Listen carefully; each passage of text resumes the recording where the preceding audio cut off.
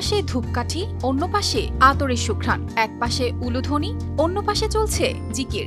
একটি আঙিনা যেখানে প্রতিদিন ভেসে আসে আজানের সুমধুর ধ্বনি, আর সেই একই সময়ে মন্দিরে বাজে ঘণ্টা ও উলুধ্বনি। একদিকে মসজিদের মিনার থেকে উঠে আসে নামাজের আহ্বান, অন্যদিকে মন্দিরের দেবমূর্তির সামনে অর্পিত হয় পূজার ফুল।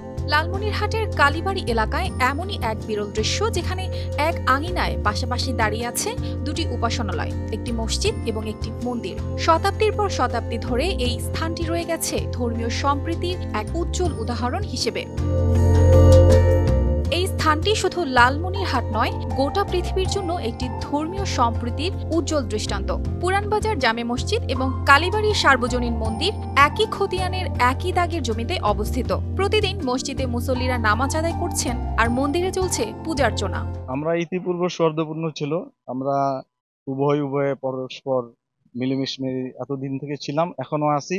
এবং আজকে যে বাংলাদেশের পরিস্থিতি, এরপরও আমাদের এখানে ওইরকম কোনো পরিস্থিতির সৃষ্টি হয় নাই যে দুই পক্ষের মধ্যে বিরোধ, এরকম কোনো পরিস্থিতির সৃষ্টি হয়নি। আমার বাপ দাদারা দেখে গেছে, তাদের মুখে যেটা শুনছি এটা বহুত পুরানো। এই পর্যন্ত আমরা কোনো কিছু পাই নাই যে এখানে কোনো সমস্যা সৃষ্টি হয়েছে, এমন কোনো আমাদের এখানে এই মসজিদ মন্দির ব্যাপারে ইতিহাস নাই। আমাদের কোনো ভেদাভেদ কোনো সমস্যা নাই। মসজিদের ইমাম আলিউদ্দিন জানালেন, মসজিদে আজান ও নামাজের সময় কখনো কোনো সমস্যা হয় না। এমনকি মন্দিরে পূজার সময় বাদ্যযন্ত্রের ব্যবহারও বন্ধ রাখা হয়, যাতে দুই সম্প্রদায়ের প্রার্থনায় কোনো ব্যাঘাত না ঘটে। সাম্প্রদায়িক সম্প্রীতির অনন্য নিদর্শন কালীবাড়ি মন্দির এবং পুরানবাজার জামে মসজিদ, দুইটি ধর্মীয় প্রতিষ্ঠান, আলাদা ধর্মীয় প্রতিষ্ঠান, বহুদিন থেকে এখানে আছে। এটা আমরা যতদিন দেখতেছি খুবই সম্প্রীতির সঙ্গে আমরা বসবাস করতেছি এই এলাকায়। এটা বহু আগের থেকেই চলে আসছে। এখানে কোনো ধর্মীয় কোনো সংঘাত বা কোনো রকমের মারামারি কাটাকাটি বা এরকম কোনো অস্থিতিশীল পরিস্থিতি কখনো সৃষ্টি হয়নি। মন্দিরের পুরোহিত নারায়ণ চক্রবর্তীও একই কথা বলেন। তার মতে, এখানে হিন্দু মুসলিম সম্প্রদায়ের মানুষ পরস্পরের ধর্মীয় আচার অনুষ্ঠানে সবসময় সহায়তা করে থাকেন। আমাদের যখন পূজা হয় তখন ওদের নামাজ হয় না, আর ওদের যখন নামাজ হয় তখন আমাদের কোনো পূজা হয় না। এই আমরা মিল মহব্বতে কিন্তু আমরা লালমনিরহাট জেলার লোক সুন্দরভাবে প্রতিষ্ঠান করি আমরা এই জিনিসটা চলতেছি। বাংলাদেশে এরকম হওয়া আরো দরকার।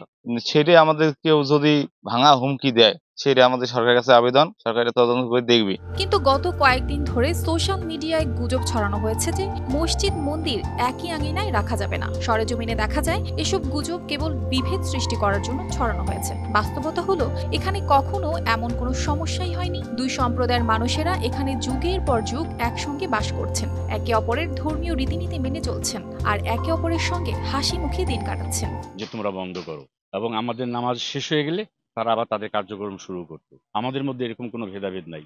বর্তমান যে পরিস্থিতি, এটা নিয়েও অনেক কথাই বলতে পারে। তো আমরা এখানকার স্থানীয়, আমরা এই মসজিদেরই মুসল্লি, আমরা এরকম কখনো কারো মনোভাব দেখি নাই। ধর্মীয় সম্প্রীতির এমন উদাহরণ পৃথিবীর অনেক জায়গায় দেখা যায় না। এই স্থানটি যেন প্রতিটি ধর্মের প্রতি ভালোবাসা ও সম্মানের এক অনন্য মেলবন্ধন। News desk, RTV।